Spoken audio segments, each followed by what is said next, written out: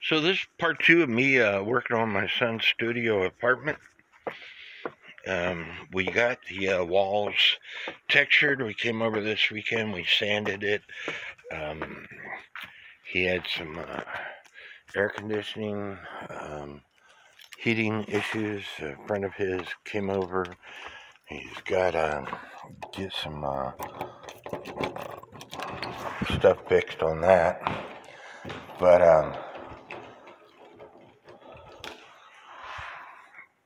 I got to finish sanding a little bit, and I want to talk about sanding. There's this thing right here that you manually rub up and down the walls to get the walls smooth. But we brought a palm sander over, and I don't know if you ever used a palm sander, but you basically, if you ever did any auto body work, you turn this thing on and you rub it around and you use your hands to see if it's smooth. And where it's not smooth, you keep using that palm sander. And when you get to like places like this, where you'll have to add a little bit more mud to smooth everything out, which is normal. I tried to talk my son into using putting up textured walls, where I have a hopper. You add texture, the mud, and you add paint, and it hides any imperfections in the walls. But he didn't want to do that. He wanted smooth walls, and I completely understand what he wants. But it creates a little bit more work. And when you're doing remodeling like this, you have to think ahead. So I'm going to add blue tape to the floor and mark where the studs are on that blue tape, because when you put the baseboards up, you need to be able to screw them to the studs or nail them to the studs. And when you got the wall all painted, you're not going to be able to know where those studs are. And most houses are built with studs at 16-inch on centers, but you can't go by that always, because some people, like in this case, there's a stud here about 16 inches away, there's another stud, and this is about 2 feet away, there's another stud. So you can't go by what most houses are built on. You have to, what I'm getting at is you got to do a lot of prep work. You got to prepare for the next step. And so anyway, they got the floor down. When you're using this carpet, we cut the carpet in half to prevent mud and stuff from getting on the floor. But anyway, I'm going to get to sanding, and then I'm going to have to wipe all the walls down, mop the floor before I go to paint, because you don't want the dust in your paint. Plus, because we're going with smooth walls, we bought Kills. The whole purpose behind Kills, it's a primer, and that way you don't have to put multiple coats of paint down. You put the Kills down, and then you should only have to put one coat of paint on the walls when you go to paint it. If we were going with the textured walls, the mud and the paint mixed in with the hopper, you would basically spray it on, and it's only one coat, because the paint is mixed in with the mud. It makes things a lot easier. It does, the spray will get all over the floors and stuff, and so you have to do some prep work, but it's a lot easier using a hopper and putting down textured paint. However, in this case, more prep work. So I'm gonna get to working. And you've got baseboards, and where these beams are, we're putting boards up on that, and then he's got boards he's going to put across the ceiling, so we don't have to worry about the ceiling being smooth, because he's going to take care of that with some boards. He wants to redo the ceiling. But anyway, I'm going to get to it and get to work.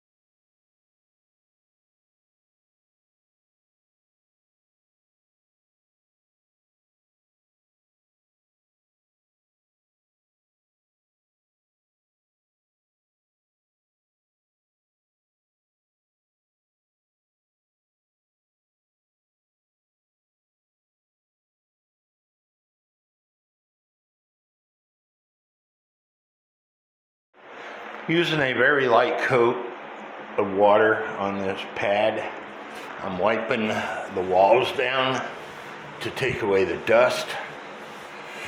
That way when I go to paint, I don't have dust all in my paint.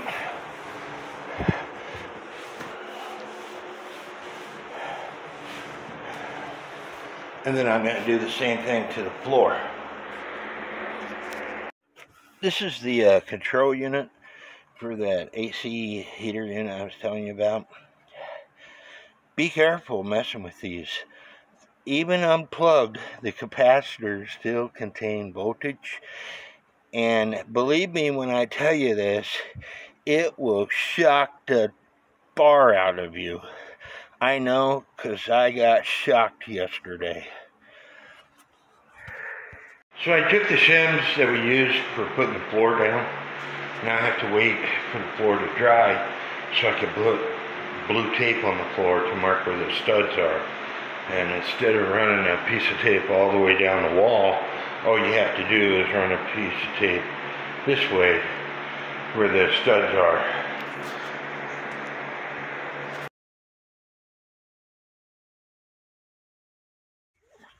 And on a side note, part of my son's job is he installs the Elon Musk Starlink satellite. He paid a company to get it here. Of course, he installed it. It is a little bit expensive, but it's high-speed internet. However, it's not high-speed internet in all areas. Just Michael Anderson, he has Starlink out at his place in Washington State. And apparently there's a map that you can search, and it'll show you which areas have got high-speed internet. Michael had it installed because that's all the services that he could get other than his internet. And I don't think his internet was able to install at his place. But his internet speed is only about 12 megabytes per second download speed, which is extremely slow because the Starlink, my son told me, is over 200 megabytes per second. And I've been dealing with Kinetic Energy / Windstream. They installed fiber optic cable in my area. My address was changed about 3 years ago to update to the 911 system. I just talked to them today. Apparently, you can't find my address in Google Maps. You can using Garmin, but the people that loaded the information in Garmin didn't go by the street sign. The street sign says CR 142E-30A.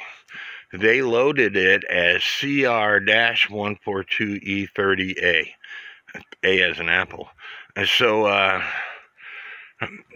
they get paid to go out and update the GPS system, but apparently they don't know how to read signs. But anyway, I'm the only person in my area, and they installed fiber optic cable in my area 2 months ago, 3 months ago, or they started about 3 months ago or so, and it's been finished for over a month. And when I called up a number, they told me it's not available in my area.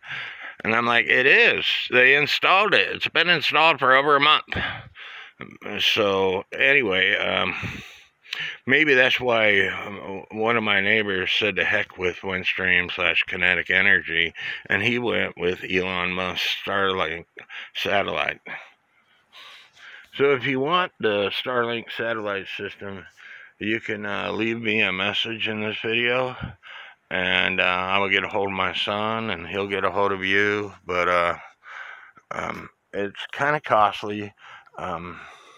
You have to pay for the equipment up front. With HughesNet, if you sign a contract for 2 years, you don't have to pay for the equipment up front. I know I installed Hughes Internet, and I had Hughes Internet, but I'm sure with Starlink, if you sign a contract, that you wouldn't have to pay for the equipment up front. I'm not for sure, though. And by the way, when I talked to Windstream about how much fiber optic cable would cost, they initially told me about the same price as a monthly bill on the Starlink satellite system. But because I'm disabled veteran, they give me a discount, and I'm sure these guys would too. But so if you think it's expensive, it's not really. It's comparable to fiber optic cable. And the cool thing about this is with HughesNet, the only time my internet went out, it had to be storming like crazy. When you have fiber optic cable out in the country or landline internet, you have to worry about people digging up the lines.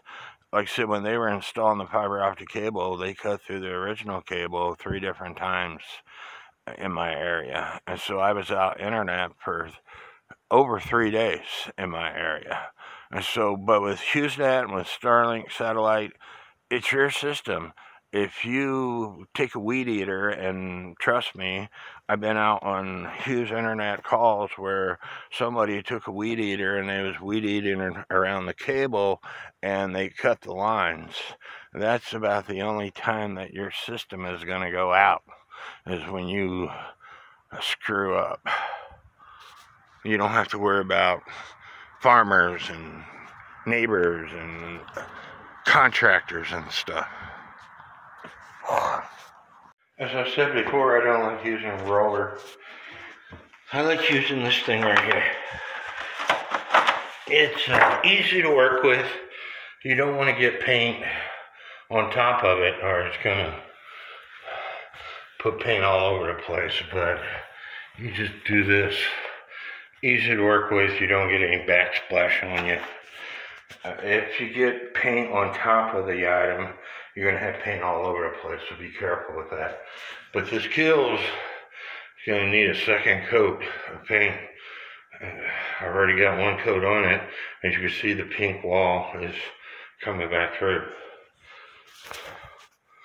And I painted all that in about 15 minutes. It's easy to work with that kind of, and you can screw a handle into it, that way you can reach the top spots. And unfortunately with paint, you're going to see the imperfections, where I didn't do a good job sanding or filling in mud. That could be touched up later. So I got 2 coats on most of the wall, and you can see this pink wall back here. It's going to need another coat. But before I do anything else, I'm going to let it dry overnight and then come back and put another coat. I don't want to move this rug until this side of the room is primered. As with any job, you need to clean up to be prepared for the next day. These interior paint pads, they're like $10 for this 9-inch. Faster than a brush, smoother than a roller. Great for smooth surface projects. And you can even do the wood where it has, it's not completely square or whatever. And so, anyway, you need to clean up. So I'm going to let this dry and put another coat on it tomorrow. And because of that pink wall, we might have to buy another can of Kills. We got 2. I don't think 2 cans are going to work because it's taken 3 coats. But it's cheaper to buy the Kills than the paint.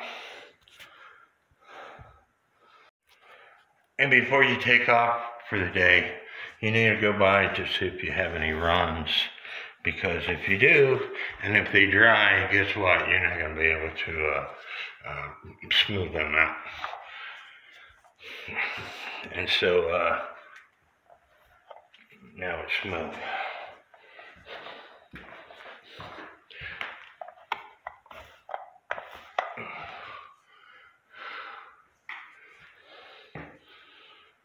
And because I have a bucket of water up here, I will dip my brush, leave my pad in this bucket of water, and dry it off tomorrow. Day 2 of me painting the studio apartment. I wanted to let it dry really well. That way I can put another coat of Kills on this pink wall. As you can see, the pink is still coming through a little bit. And where my imperfections are, it's no big deal, because all you have to do is take a little bit of mud and then paint it. And there I put a little bit of mud on that, and after I paint it, you won't see it. Same way with this hole.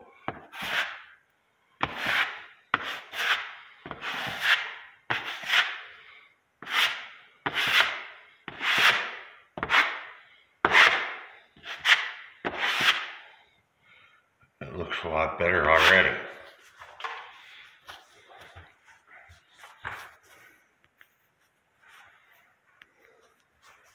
When you're sanding a car, you can put water on the metal, and it'll show you what the car is going to look like when it's painted. But when you're painting a house like this, you can't really put water on the walls, and that's where, after you put the paint on, you can see the imperfections and you can cover them up.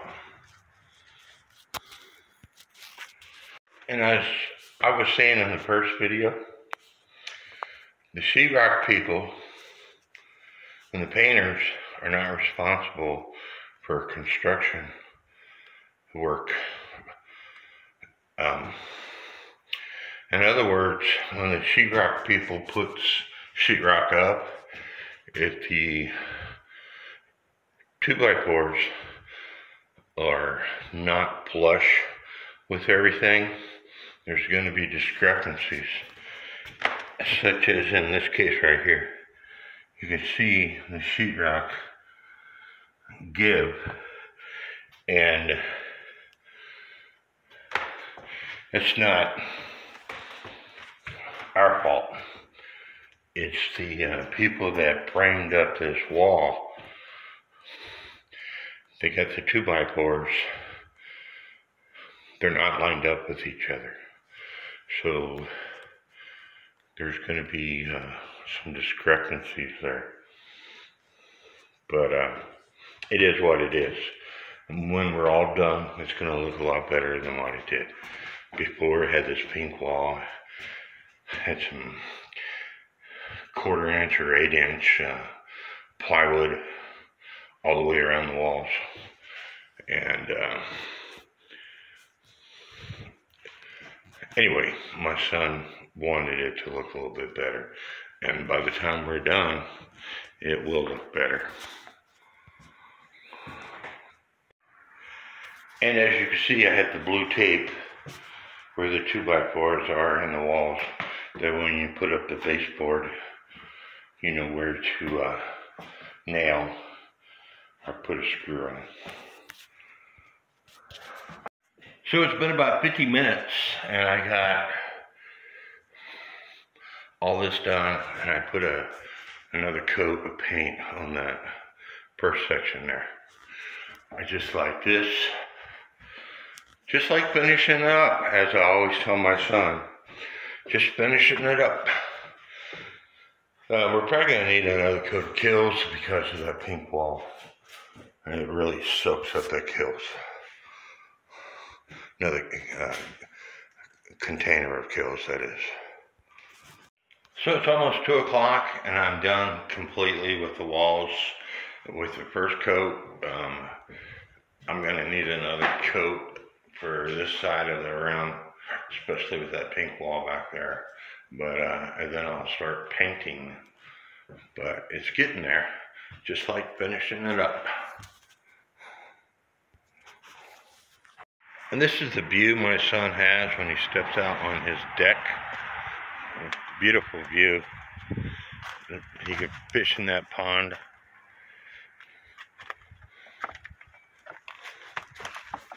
Beautiful place. All work and no play makes life boring as hell. It's a nice November today. It's the 12th. It's a beautiful day. I'm going to go fishing in my pond. Like I said, it's a beautiful day. And yeah, I still got trees down in my yard from the tornado. There's a tree over there. Trees there. There's another tree back there. But I'm slowly getting them out of my way. But let's see if I can catch me a fish. It's been a while since I've been fishing. Like I said, I'm using a beetle spin. I put these on it. Triple Ripple series. It's got oil in it. And one of the many uses of WD-40 is fish repellent. WD-40 is made from fish oil, and if you look at the uses on WD-40, one of the many uses is for catching fish. So you might want to try it. And just spray some on your lure or whatever. You might have to spray it on every 5, 6, 10 casts. But anyway, I caught the one. My back is killing me. I'm done. Day 3 of me going over to my son's place that he's going to stay in and paint. And I think this GPS got some artificial intelligence behind it, because when I hopped in my truck, I haven't even programmed it to take me to his house, and I always use a GPS when I'm going somewhere. In 3 3/4 miles, it told me turn left Stevens Place, 38 minutes away. And it's because I've been going there the last couple of days. But I think they got artificial intelligence in lots of things, to include this GPS. 20 minutes, and I've already got 1/3 of the wall painted. And this is for all those people who had no faith in what I was doing. I think it looks pretty dang good. Now my son is going to put a different board for the ceilings up, so I don't have to worry about getting paint splatter on the ceilings. And of course, the baseboard's going to go up. And so this is the color he chose. He wants a dark room. So be it. But I think it's looking pretty dang good.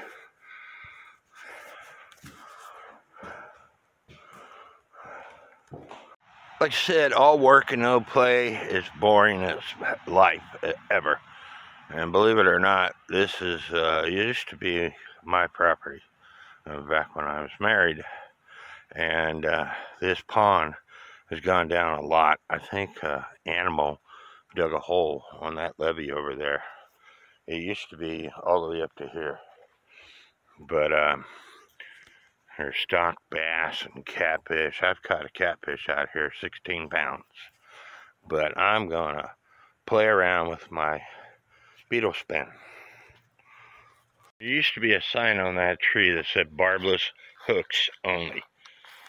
I went on terminal leave in July of 2003. And I actually retired from the Air Force in October 2003. My son was 5 years old at the time. He wanted to go fishing every day. So my oldest daughter put up that sign, barbless hooks only. That way if he got a hook in his finger, it would come out easily. Well, shortly after I went on terminal leave, we had a fishing party out here. And my ex-brother-in-law just wanted to kept on catching fish. We had more than enough fish to eat. And I told him, you're not going to fish here anymore. If you want to fish, we'll go over to the neighbors. We went over to the neighbors and he caught a catfish and he couldn't get the hook out. He asked me to get it out. Needless did I know, he wasn't using barbless hooks. He's like, Mark, you can't catch fish with barbless hooks. I'm like, you don't know how to fish. My son is 5 years old and he catches fish all the time. Long story short, the hook ended up getting in my pinky. I tried to taking it out because it had a barb on it. I drank probably a half a fifth of whiskey trying to get that hook out. Ended up going to the emergency room, and it cost the military, because I was on terminal leave, almost $1,000. And the only thing the doctor did was pull the hook out and told me to bend over to give me a penicillin shot and a tetanus shot. But it cost the military $1,000 to take that hook out of my finger. We were stationed over in England. You were required to use barbless hooks. My son was 5 years old, came down here. This dock right here, because we was using barbless hooks, we'd catch little bluegill, and then the big bass would come up and swallow the bluegill. And it was a heck of a time for a 5-year-old to catch this bluegill, and then a big bass swallow the bluegill. But I was laying on that dock one day, and the water, again, was up. I was moving my fingers like this in the water. A big bass came up and caught my fingers. Well, I caught this bass, and this bass was close to 10 pounds. I don't know whether that kind of fish are left in this place or not, but it was a really nice place to fish. I had an uncle who I pissed off, and he's probably still pissed off at me today, excuse my French, because I would not let him fish in my pond. You see how big this pond is? It's like an acre. If you catch all the fish, guess what? My son can no longer fish. And is that type of uncle is why fishing sucks in the state of Missouri today. Back when we were younger, we lived in Ohio, and we'd come to Missouri on a vacation, and we'd go out to his uncle's cabin, and him and my dad, at night, we would go out and shoot fish. People like him is why fishing sucks in Missouri today. You don't have to keep every fish that you catch, and that's what these people do.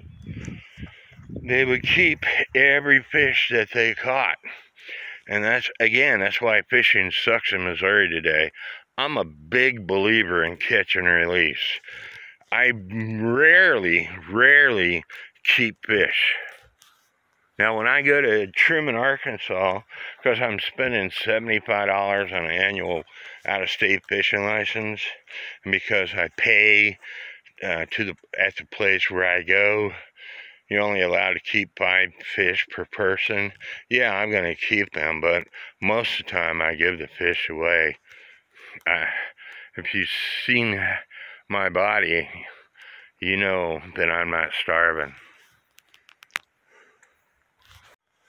So it only took about 1 1/4 gallon of paint to do all this. Just after we did the kills with 2 gallons of kills. I thought we were going to need another gallon of kills. My son bought a gallon, but we didn't need it. So him and his friend Cody is going to put the baseboards up and put the ceilings up, but his place is almost time to move in. He came over, he liked it. I'm gonna wait here a little bit to take care of Ron's cat, and then call it a day. If y'all need security systems, or if you want Elon Musk Starlight internet, contact the people. A-1 Central, the picture I showed you at the beginning of this video, and I'm going to show it at the end of this video. Leave me some comments, tell me what y'all think, and may God bless each and every one of you.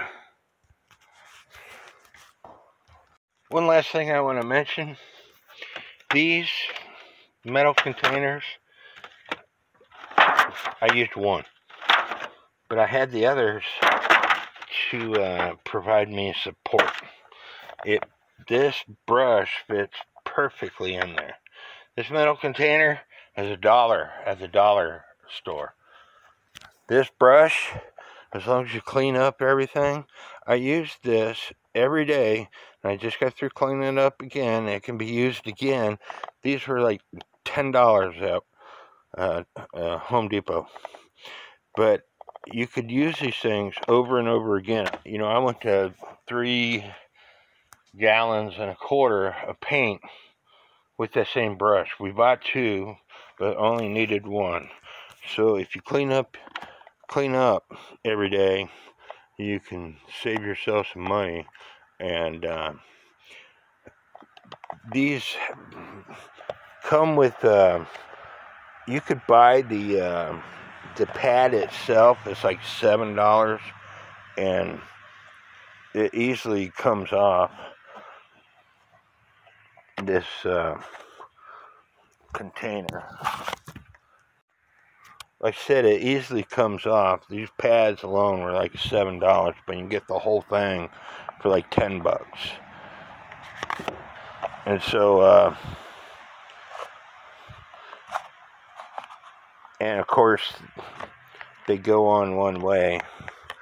There's that slot right there that this goes in. So you slide it on until you hit that slot. Now, the only way it comes off is you got to push this button for it to come off. But anyway, clean up your mess is what I'm getting at. This is the other side of the wall that he was living in. Why they would do this, I have no idea. The boards that we took off, I'm going to put up there. That way the wind, even though the insulation's got a barrier on it, the boards would help keep it warm in the wintertime and cold in the summertime. I tried again in this pond, and there we go. Caught one. Life is good.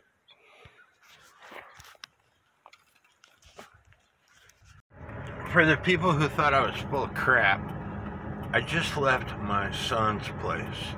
I haven't typed anything into this GPS, and it's showing me my house is 44 minutes away. Because the last couple times when I left his house, I went back to my house. So this thing is telling me where I need to go. It's an AI thing that's going on, and I don't know how else to explain it. But watch. Where to? Reset. This is my daughter's GPS, and that's why it says Dad's house. Now it's programmed for me to go to my house, but it wasn't before.